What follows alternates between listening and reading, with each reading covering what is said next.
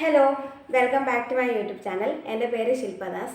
ഞാനിവിടെ നിങ്ങൾ എൻ്റെ ചാനലിൽ പുതിയതാണെങ്കിൽ ഞാൻ വായിച്ച പുസ്തകങ്ങളെ പരിചയപ്പെടുത്തുന്ന ഒരു ചാനലാണ്. നിങ്ങൾക്ക് വീഡിയോ ഇഷ്ടപ്പെടുകയാണെങ്കിൽ do subscribe, share and like. പിന്നെ അതേപോലെ തന്നെ അഭിപ്രായങ്ങൾ കമൻ്റായിട്ട് എഴുതി അറിയിക്കുക. ഓക്കെ, ഇന്ന് ഞാൻ സംസാരിക്കാൻ പോകുന്നത് അഖിൽ പി ധർമ്മജൻ്റെ പുതിയ പുസ്തകവും പിന്നെ ശ്രീ പാർവതിയുടെ ഒരു പുസ്തകത്തിനെ കുറിച്ചാണ്. അഖിൽ പി ധർമ്മജൻ്റെ രാത്രി 12-ന് ശേഷം. വനിത എന്ന ജേർണലിസ്റ്റും പിന്നെ സിദ്ധാർത്ഥ് എന്ന ഒരു ബേക്കിംഗ് ഫാക്ടറി എംപ്ലോയി, സാധാരണക്കാരനായ ഒരു ബേക്കിംഗ് ഫാക്ടറിയിലെ എംപ്ലോയിയും അതേപോലെ തന്നെ വനിതയുടെ അച്ഛനും, ഇവരാണ് പ്രധാനമായിട്ടുള്ള ക്യാരക്ടേഴ്സ്. ഇവരിലേക്ക് പിന്നീട് പുതിയ പുതിയ ക്യാരക്ടേഴ്സ് ആഡ് ചെയ്ത് പോകുന്ന രീതിയിലാണ് പുസ്തകം പോകുന്നത്. തികച്ചും പുതിയതായിട്ടുള്ള ഒരു ടോപ്പിക്കാണ്. എനിക്ക് വലിയ പരിചയമൊന്നുമില്ലാത്ത ഒരു ടോപ്പിക്കിനെ കുറിച്ചാണ് പറയുന്നത്.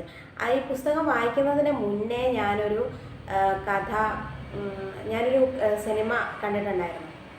അപ്പോൾ ആ സിനിമയിലുള്ള ഒരു ടോപ്പിക്ക് തന്നെയാണ് ഇവർ സംസാരിക്കുന്നത് എങ്കിലും എഴുത്തുകാരൻ സംസാരിക്കുന്നത് എങ്കിലും എനിക്ക് ഒരു പുതിയതായതുകൊണ്ട് തന്നെ എഴുതി വെച്ച കാര്യമായതുകൊണ്ട് തന്നെ നമുക്ക് കുറച്ചും കൂടെ ഒരു ഡീപ്പായിട്ടുള്ള നോളജ് കിട്ടുന്നത് പോലെ തോന്നും. അതുകൊണ്ട് തന്നെ ഈ പുസ്തകത്തിന് വളരെയധികം ഗ്രേറ്റ്ഫുള്ളാണ്. Thank you so much for that book. ഞാനത് വായിച്ചതുകൊണ്ട് തന്നെ എനിക്ക് അതിനെക്കുറിച്ചുള്ള അറിവുണ്ടാവാൻ ചാൻസ് ഉണ്ടായി. അതേപോലെ തന്നെ ഇങ്ങനെയുള്ള പ്രാക്ടീസസ് സമൂഹത്തിൽ നടക്കുന്നുണ്ട് എന്നുള്ളതും മനസ്സിലാക്കാൻ സാധിച്ചു. ഈ പുസ്തകത്തിൻ്റെ പ്ലോട്ട് എന്ന് പറയുന്നത് പല ഭാഗങ്ങളിലായിട്ടാണ്. എൻ്റെ ഓർമ്മ ശരിയാണെങ്കിൽ കർണാടകയിലെ ഒരു ഭാഗമുണ്ട്, അതേപോലെ തന്നെ വയനാട്ടിലുണ്ട്. ഈ പുസ്തകത്തിൻ്റെ ഫസ്റ്റ് ഹാഫ് എന്ന് പറയുന്നത് ഞാൻ പറഞ്ഞ ഈ 3 ക്യാരക്ടേഴ്സാണ്, പ്രധാനപ്പെട്ട 3 ക്യാരക്ടേഴ്സാണ്.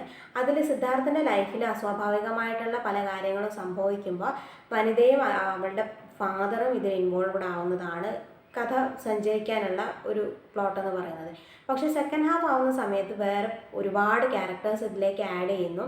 ഈ ക്യാരക്ടേഴ്സുമായിട്ടുള്ള കണക്ഷൻസും ഈ ടോപ്പിക്കും ഈ ക്യാരക്ടേഴ്സും തമ്മിൽ ഈ ടോപ്പിക്ക് ഇവരിൽ സംഭവിക്കുന്ന സമയത്തും, അതായത് ഒരു പ്രത്യേകമായിട്ടുടെ പ്രാക്ടീസ് ഇവരുടെ ഇടയിലുണ്ട്.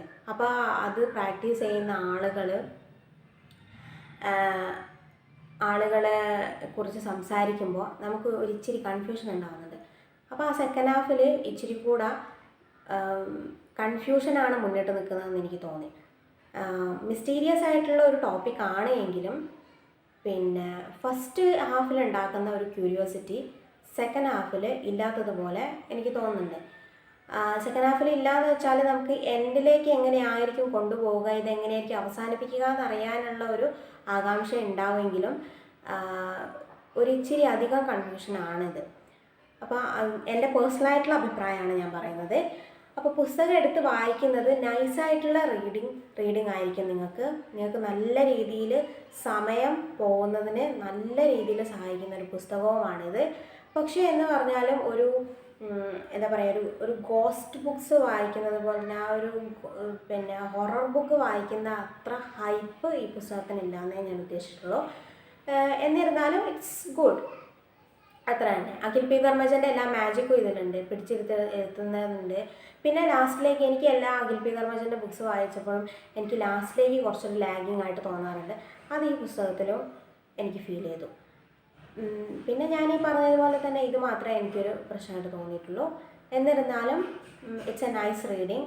എന്തായാലും വായിക്കുക. ഇങ്ങനെയുള്ള പുസ്തകങ്ങൾ എക്സ്പ്ലോർ ചെയ്യണം. ഇങ്ങനെയുള്ള ടോപ്പിക്കുകളെ കുറിച്ച് നമുക്ക് മനസ്സിലാക്കാൻ സാധിക്കും. സോ വായിക്കുക. പിന്നെ നിങ്ങൾക്ക് നിങ്ങളുടേതായിട്ടുള്ള അഭിപ്രായം ഉണ്ടായിരിക്കും. സോ അഭിപ്രായങ്ങൾ പറയുക. പ്രേമാശ്രമം ശ്രീ പാർവതിയുടെ പുസ്തകമാണ്. യമയും ആര്യനും നിറഞ്ഞു നിൽക്കുന്ന പുസ്തകമാണ്.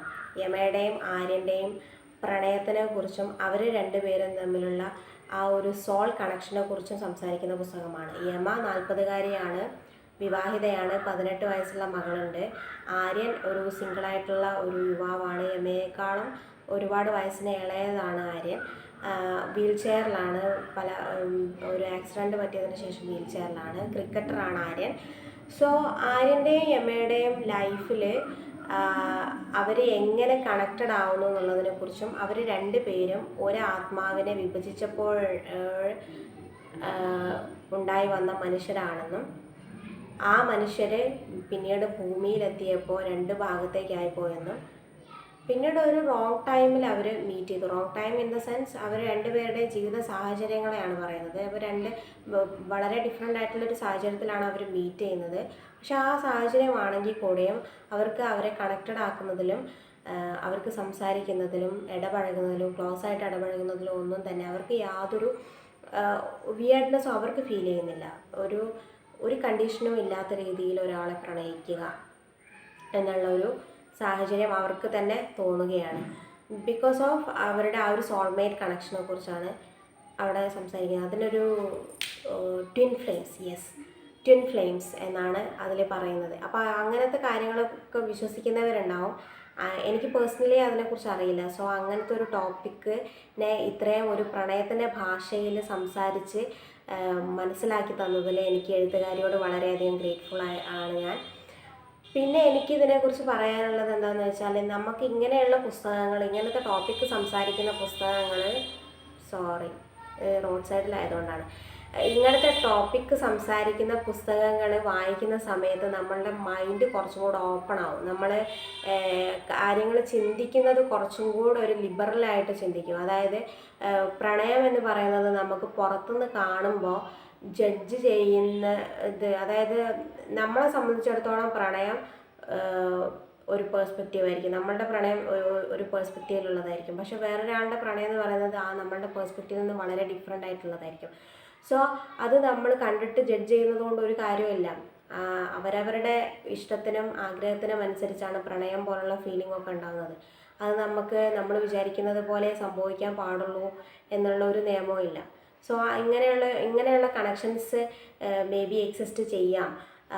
സമയവും സന്ദർഭവും സാഹചര്യവും ഒന്നും നോക്കാത്ത രീതിയിൽ നമുക്ക് ആരോടും എങ്ങനെ വേണമെങ്കിലും പ്രണയം തോന്നാം എന്നുള്ള രീതിയിലുള്ള ടോപ്പിക്കൊക്കെ എക്സ്പ്ലോർ ചെയ്യാമെന്ന് പറയുന്നത് this is very real nice. കാരണം എന്താണെന്ന് വെച്ചാൽ, നമ്മൾ ഒരു റിജിഡായിട്ടുള്ള ചിന്താഗതി നമുക്ക് മാറി വരും. നമ്മൾ കുറച്ചും കൂടെ ഓപ്പണായിട്ട് ചിന്തിക്കാൻ തുടങ്ങും. ആളുകളുടെ പേഴ്സ്പെക്റ്റീവിൽ നിന്നും മറ്റുള്ളവരുടെ പേഴ്സ്പെക്റ്റീവിൽ നിന്നും നമ്മൾ ലൈഫിനെ കാണാൻ ശ്രമിക്കും. നമ്മൾ കുറച്ചും കൂടെ ഒരു എന്താ പറയുക, കാമാവും. കൂടുതലായിട്ട് കാര്യങ്ങൾ സ്ട്രിക്റ്റായിട്ട് കാണാതെ കുറച്ചും കൂടെ കാമായിട്ട് കാര്യങ്ങൾ കാണാൻ വേണ്ടിയിട്ട് പറ്റും. സോ നല്ലൊരു പുസ്തകമാണ്. നല്ല രീതിയിൽ ഒരു പ്രണയത്തെ നിങ്ങൾക്ക് ആസ്വദിക്കാൻ പറ്റുന്നതാണ്. It's really nice. So read the book. നല്ലൊരു അനുഭവമായിരിക്കും. നെക്സ്റ്റ് ബുക്കുമായിട്ട് വരാം. Okay, bye. Thank you. Happy reading.